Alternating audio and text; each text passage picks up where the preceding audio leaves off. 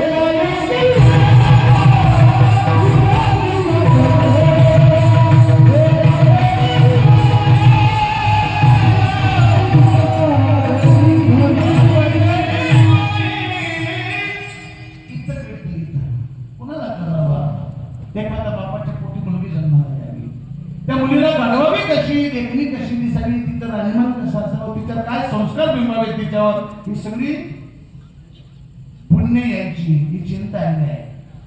पण त्या मुलीसाठी साजन असा पती जेणेकरून माझी मान उंचावेल असले पाहुणे शोधण्यासाठी रात्रभर झटतो तो बाप असतो. कुणाला मिळाला बाप? प्रत्येक सणावाराला घराच्या सगळ्या सदस्यांना नवीन कपडे घेतो. पैसे नसले फाटलेले बनियान शर्टाकडे टाकून तसाच कामाला जातो तो बाप असतो. घरातल्या सगळ्या सदस्यांना आजारी पडला त्याला तर ती व्याजाने पैसे आहे सोसायटी काढेल एक तुकडा पडला ना त्या सदस्याचा उपचार करतो. स्वतः आजारी पडला पैसे नसले क्रोसिनची गोळी घेतो तसाच कामाला जातो तो बाप. बाप मुलीच्या लग्नात तुम्ही जा लग्नात गेलं डेकोरेशन तर पाहू तिथलं त्या नवरी मुलीच्या बापाचा चेहरा सगळा खर्च मला त्यातच असतो. येईल त्याचं स्वागत करतो.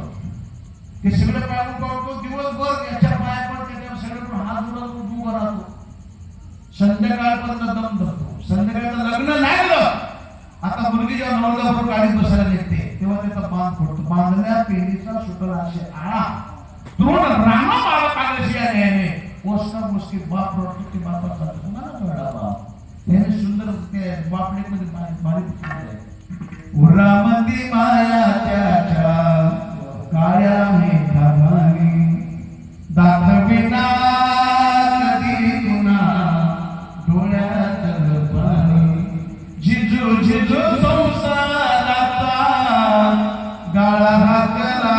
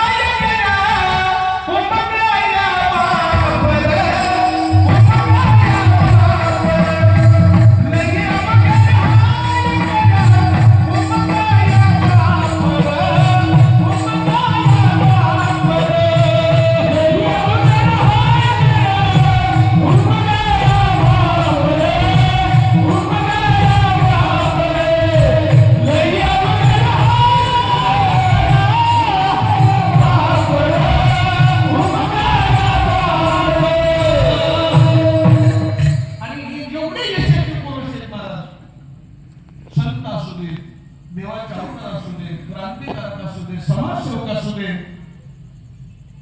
आईच्या डोळ्यावर, आईच्या ताकदीने, आईच्या पुण्याने, बापाच्या पुण्याने ज्यांना हनुमंतराय जन्माला आले, सहजासहजी नाही, महारुद्र आहे. पण अंजनीच्या तपासाठी महारुद्र आले होते. तपस्या अंजनी मातेची प्रसंग सांगेल मी. रावणाला मारला. रावणाचा वध झाल्यानंतर बिभीषणाचा राज्याभिषेक झाला. बिभीषणाने पुष्पक विमान प्रभू रामचंद्रांना दिलं, जे रावणाचं होतं पहिले. प्रभू अयोध्येला जाण्यासाठी जा. एकूण 11 जण मनात बसले. नल, नील, अंगद, सुग्रीव, जांबवंत, हनुमंतराय, लक्ष्मण, भैया, सीतामाई सगळे एकत्रित बसले. विमान निघालं आणि आता असलेल्या एमपीच्या आणि यूपीच्या बॉर्डरला चित्रकूट नावाचं गाव. त्या चित्रकूटच्या तिथे विमान सारखं गिरट्यात पुढे जातच नसायचं. अर्धा तास झाला, पाऊण तास झाला, अर्धा तास झाला, तो विमान का पुढे जात नाही? बरोबर काय मागणी, विमान का पुढे जात नाही? जांबवंत महाराजांनी पाहिलं दूरदृष्टीने. कोणती साधी तपश्चर्या करते प्रभू, ती जी इच्छा आहे तुमचं दर्शन व्हावं, तिच्या त्या तपश्चर्येमुळे विमान पुढे जात नाही. कशाला वेळ घालवलाय? खाली उतरवा. उतरवलं खाली विमान. लांबून पाहिलं हनुमंतरायांनी. ओळख पटली. जिच्या पुण्याने, जिच्या तपश्चर्याने आपलं विमान पुढे जात नव्हतं, तिची साध्वीने पाहिलं. तेजपुंज असणारा जगाचा मालक, ज्याच्या दर्शनाची अभिलाषा मला इतके दिवस आहे, तेच प्रभू आहे. दोघांनी एकमेकांच्याकडे पाहिलं. अलौकिक मिलन. त्या नयनांच्या मिलनामध्ये जर आपल्यासारखा आडवा झाला असता, जळून खात जरासा राग झाले असते त्याची. दोघे एकमेकांच्या जवळ आले. दोघांच्या डोळ्यातून अश्रूच्या धारा वाहू लागल्या.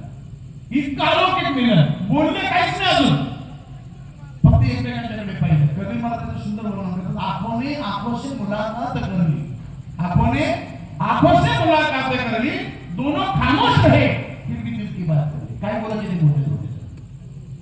जवळ गेले. अंजनी मातेचं आई म्हणून प्रभू रामचंद्रांनी दर्शन घेतलं आणि प्रभू रामचंद्रांचं दर्शन अंजनी मातेने देव म्हणून घेतलं, मुलगा म्हणून, देव म्हणून घेतलं.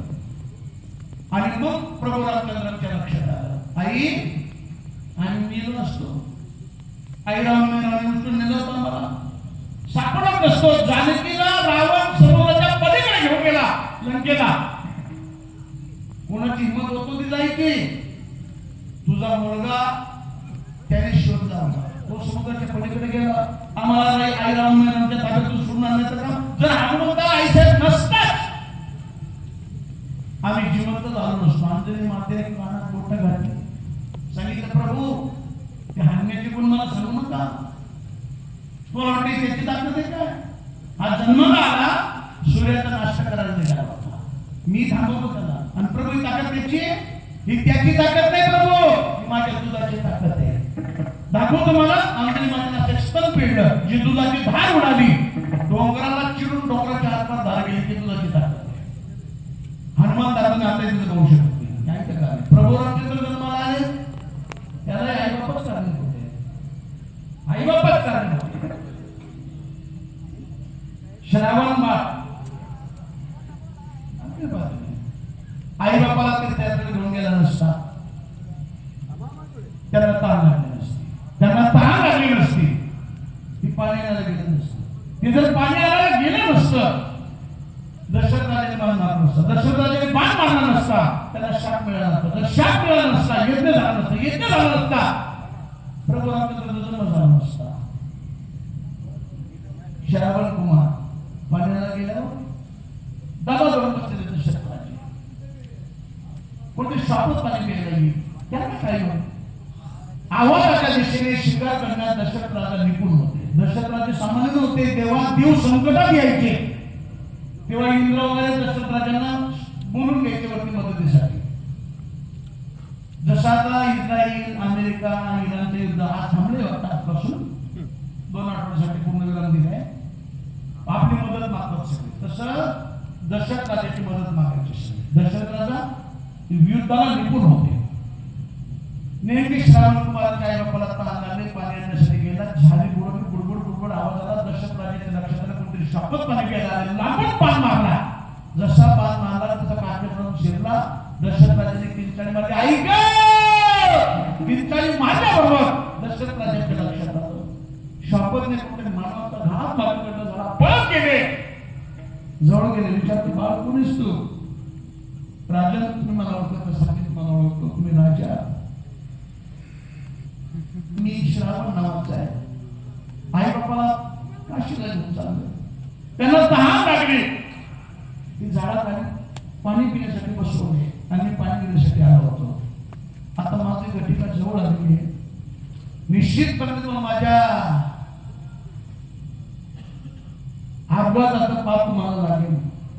पण एक सांगू राजन, माझ्या अपघाताचं पाप तुम्हाला लागू नये असं जर वाटत असेल तर मी माझं एक काम फक्त करा.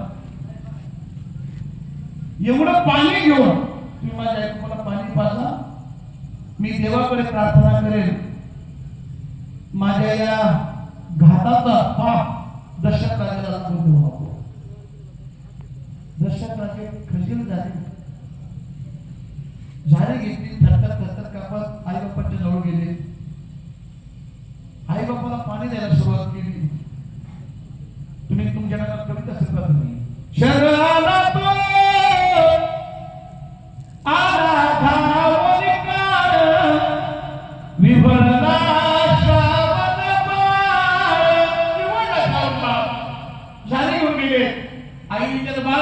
इतका वेळ का लागला? एक नाही दोन मिनिट. श्रावणा, अरे इतका वेळ लागला का? एक नाही दोन नाही. वडला विचार श्रावण नाराज आहे का तुम्हाला? तुला त्रास लागत असतं? आम्ही तुला त्रास दिला का?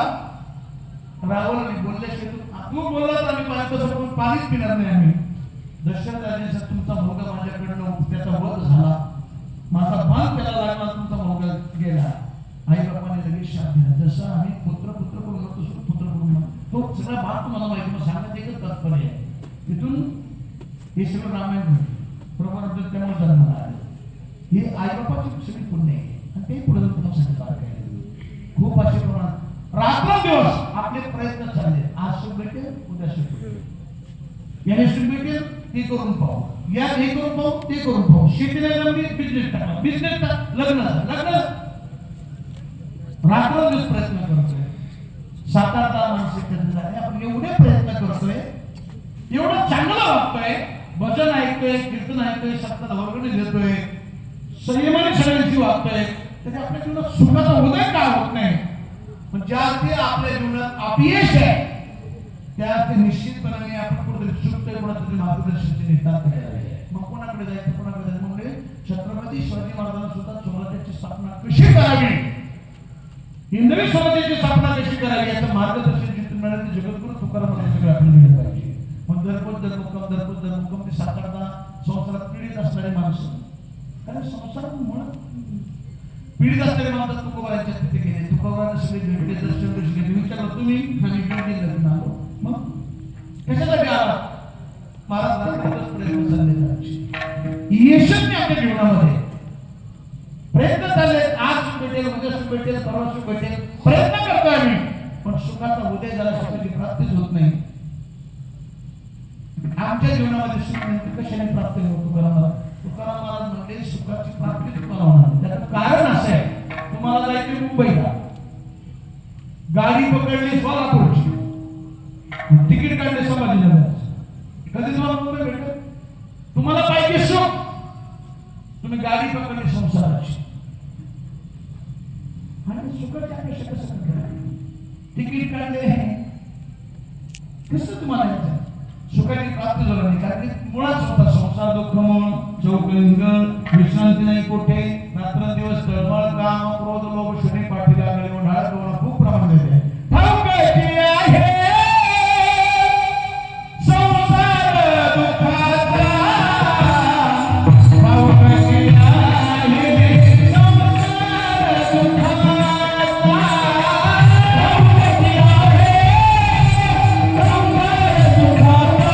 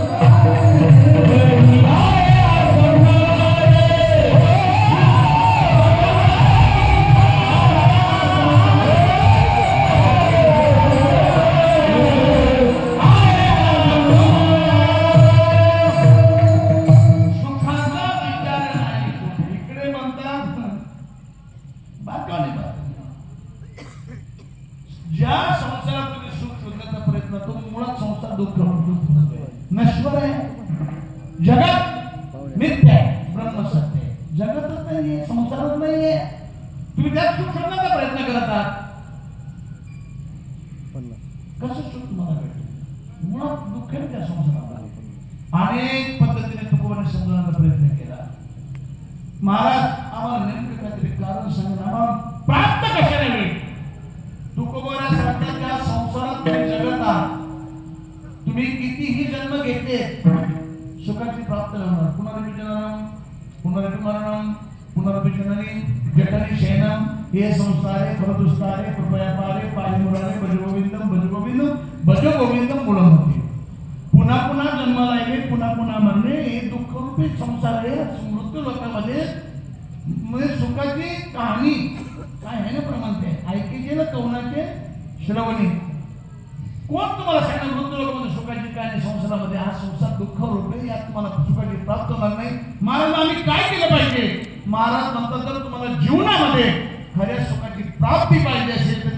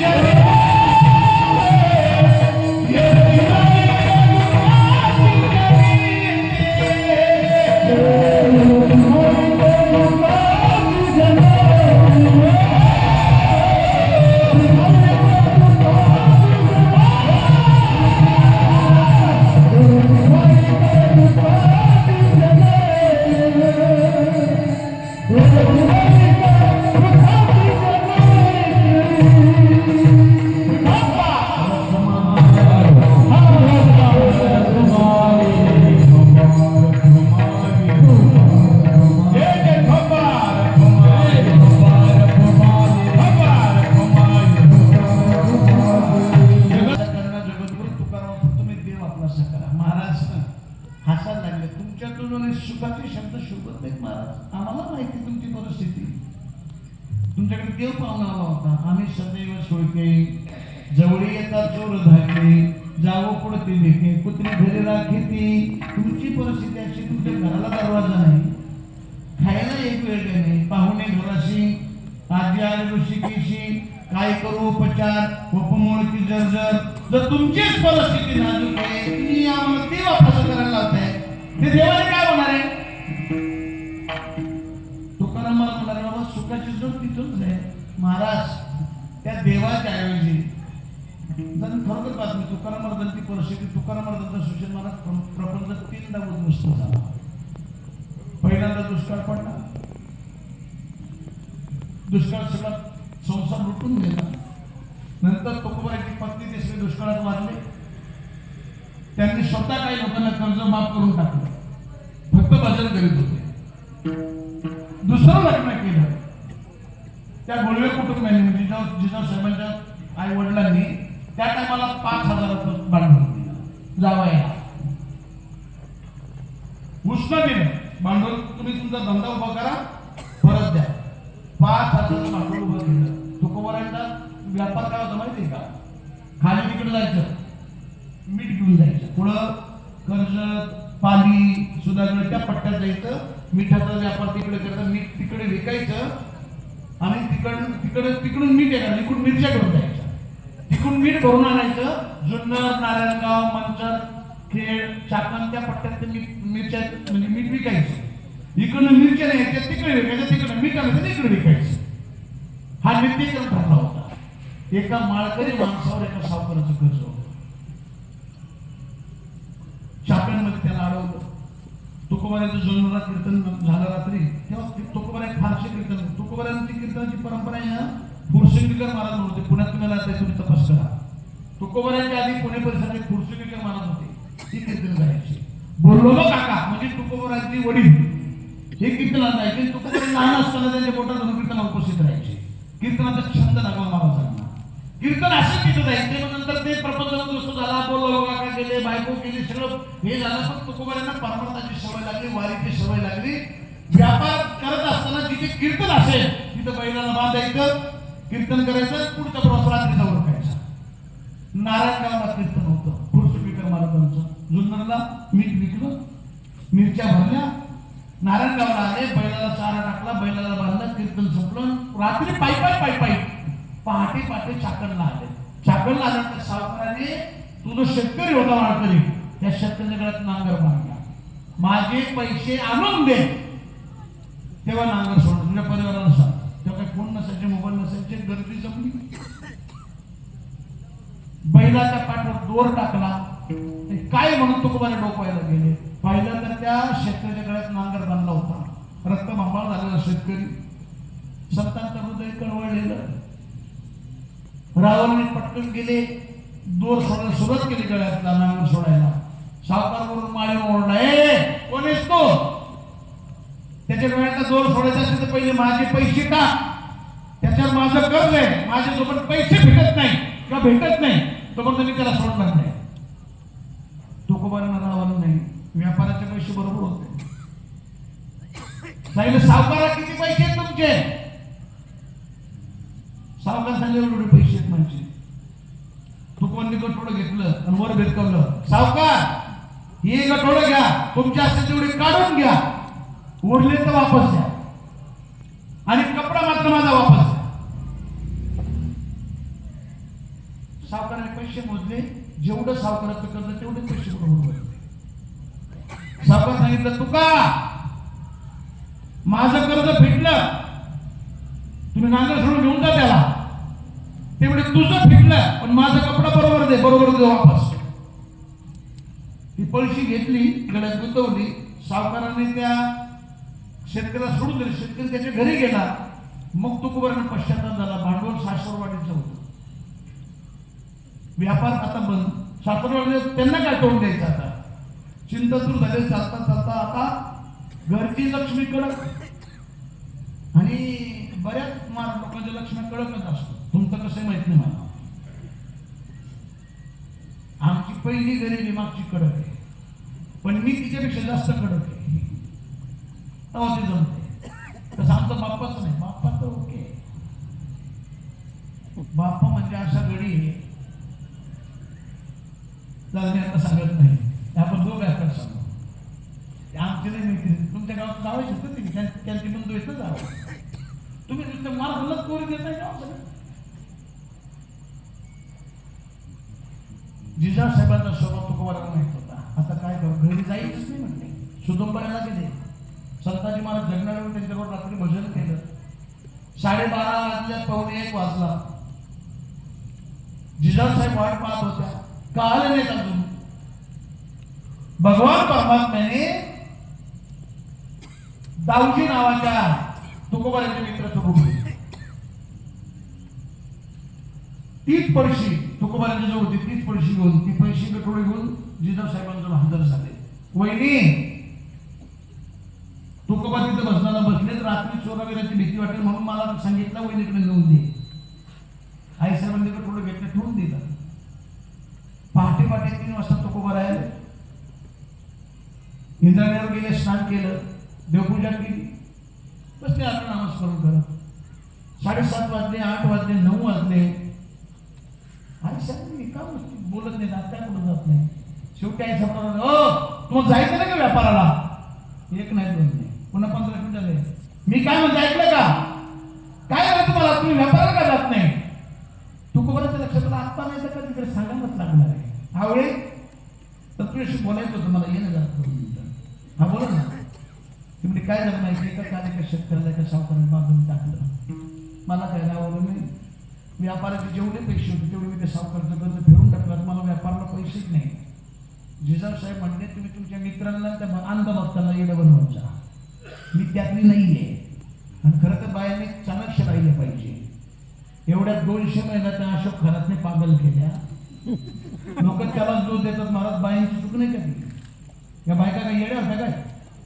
भोंगीचा एकदा दिल, 2दा दिल, 3 4 वर्ष मारायला गेले ते तिथं. कारवाई त्यांच्यावर सुद्धा झाली पाहिजे महाराज. आणि एक नक्की सांगेल तुम्हाला, महाराज लोकांच्या सुद्धा बेजवळ जाऊ नका. सगळी महाराज चांगली नाही. सध्याची परिस्थिती बिघडलेली आहे. व्हायरस घुसला आमच्यात. तुम्ही व्यक्ती म्हणून आमच्यावर प्रेम करू शकता, परमार्थिक प्रेम, पण व्यक्ती ही कधी विकाराच्या आधी जाऊ शकते. परमार्थिक प्रेम म्हणून तुम्ही प्रेम करा, पण अंधश्रद्धा ठेवू नका. अंधश्रद्धाला खतपाणी न घालणारा वारकरी संप्रदाय अवघड समस्या सध्या. आणि महाराज लोकांनी मग शनी लागले. सध्या खूप भीषण परिस्थिती आहे. सोशल मीडियाच्या माध्यमांच्या माध्यमातून महाराज लोकांनी सुद्धा प्रत्येक पाऊल जपून टाकलं पाहिजे. कधी गुतवतील आणि आपल्या लोकांना गुतवून आले सोपे. कोणी मॅसेज पाठवते, कोणी मेसेजवर बोलते, कोणी काही वेगळं. गैरसमज व्हायला काय लागतंय? आता आम्हाला कोणाची रिक्वेस्ट केली, कोणी काय, मला काय कळत नाही. त्यातलं कोणाला मेसेज पाठवून देतो, हाय गुड मॉर्निंग, तेवढं येते मला. अवघड परिस्थिती सध्या. तुकोबारायांच्याकडे आई साहेब गेल्या, ती म्हणले मला गौबळ लावता रात्री, तुम्ही त्याच्याकडे गठोडा दिला का? ते म्हणले अगं आवळे, त्या गौबाची माझी 15 दिवस भेट नाही. महाराज तुम्ही बाकीच्या नाही येणं बनवा, मला नका म्हणून मी आवळी आहे, दाखव मला, दाखव मला.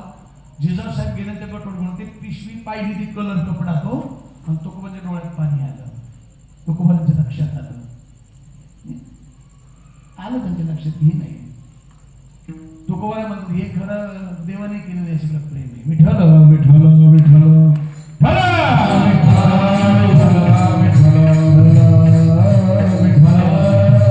साधकांना समजा हे दिसायला जरी आम्ही तुम्हाला अलौकिक दृष्टीने, लौकिक दृष्टी जरी आम्ही गरीब दिसत असलो, पण आम्ही अलौकिक दृष्टीने श्रीमंत आहोत. आमच्यावर भगवंताचं प्रेम आहे. रात्रंदिवस भगवान परमात्मा म्हणून आत्माची उदाहरण देता येतील. तुकोबारांची आपल्याला वेळ नाही, तुकोबारांची उदाहरण देता येतील. आमच्या घरी येतो, सलाम करतो, आमची कामं करतो, नको तेवढी कामं तुकोबारांनी आमच्या देवाने केलेली आहेत. त्यामुळे आम्ही ठीक आहे, मला तुम्ही लौकिक दृष्टीने जरी गरीब असला श्रीमंत, पण आम्हाला तुम्ही देवाच्या ऐवजी तर एखाद्या आमदाराची, खासदाराची याची ओळख करून दिली असती, 2-5 लाख भेटले असते, आमच्या प्रपंचाला मदत झाली असती, तेवढं सुख भेटलं असतं. तुकारामाला म्हणजे काय, तुमचा आमदार किती दिवस? 5 वर्ष. चांगला असलं तर 10 वर्ष. अजून थोडं चांगलं असतं तर 12 मध्ये सारखं असलं तरी 100 वर्ष आधी होते का? आता शंभर राहणार का? कधीतरी मरणार आहे. मग मरणाऱ्याची काय शरणागती करता तुम्ही? तुकोबाऱ्या सांगतात तुम्ही एकदा का देवाला आपलंसं केलं की मग भगवान परमात्मा काय करतो? अभंगाच्या तिसऱ्या चरणात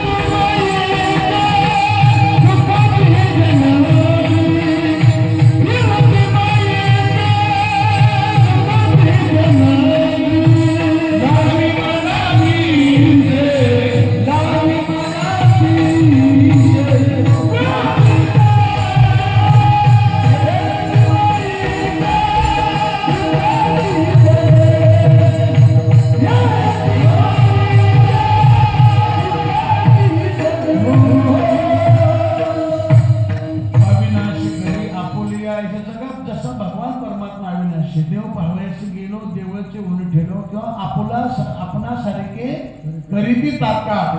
जसा देव अविनाशी आहे तसं आपल्याला अविनाशी करतो, म्हणून देवाला तुम्ही आपलंसं करा.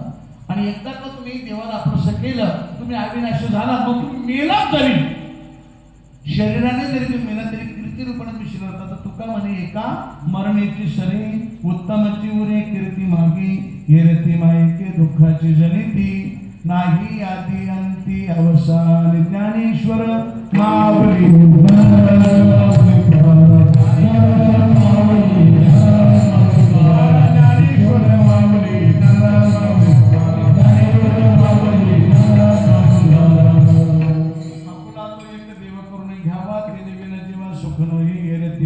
दुःखाची जनिती, नाही आदी अंती अवसान. अविनाश करी आपुलियासी, लाभी मनातीसी गोविंदाची.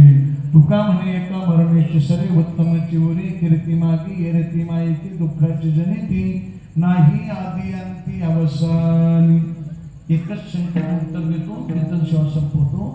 तुकोबाराने जो संसार सांगितला तो आपण समजतो तो संसार. आपला संसार म्हणजे गाडी बंगला घर दार बायका पोरं मडकी ही भांडी कुडी ही नाहीये. पुन्हा पुन्हा जन्माला येणे, पुन्हा पुन्हा मरणे जो संसार आहे. म्हणजे आपण जे जन्माला येते मरतो, आपण जे जन्माला येते मरतोय, ही जी संसाराचं गाड आहे, हे संपूर्णसाठी तुम्ही देवाला आपलं करा. म्हणजे पुन्हा पुन्हा येणार ते या संसाराबद्दल तुकोबारा, लौकिक नाही अलौकिक संसाराबद्दल तुकोबारा बोलतात. झालेली सेवा, टाळकरी मालकरी गावकरी वारकरी गावकरी आयोजक नियोजक संयोजक ज्येष्ठ नागरिक तरुण बांधव बालमित्र माता भगिनी पाहुणे मंडळी, आमचे सगळे गुजर मंडळी, त्यात गायक वृंद पखवाज वादक कीर्तनकार मंडळी बरी जाऊन या ठिकाणी उपस्थित आहेत, काही ज्येष्ठ नागरिक आहेत, या सगळ्यांच्या चरणी नतमस्तक होतो. शिवेला पूर्ण बऱ्याच वर्षातून अभंग निवडला आहे. म्हणजे जवळजवळ 20 वर्ष झाली असतील अभंगाकडे मी पाहिलं नव्हतं. असं डोक्यात आला म्हणून अभंग घेण्यात आला. इथं आला का नवीन काहीतरी बोला वाटतं. आज तू होतंय जुनच, कवा नवीन होतंय कवा जुनं होतंय. हे इथं आज जसं माहेरी आल्यावर मुलगी काहीच विचार करत नाही, गाऊन बी घालते, साडी बी घालते, वहिनीला भांडते, शेजारी भांडते, कोणाला विचारत नाही. तसं इथं आल्यानंतर कीर्तन हे धोरणातच झालं पाहिजे असं काय माझ्या डोक्यात नसतं. तो बुद्धी देतो त्या प्रकारे करतो. निश्चितपणाने हनुमंतराच्या चरणी प्रार्थना करेल, या सगळ्यांना तुझी कृपा अशीच राहू दे. यांच्याकडे देशाची धर्माची समाजाची माता पित्याची सेवा करू दे. अशा प्रकारच्या सदिच्छा व्यक्त करतो. झालेली सेवा परत एकदा मग सगळ्यांच्या चरणी समर्पित करतो. आजच्या सेवे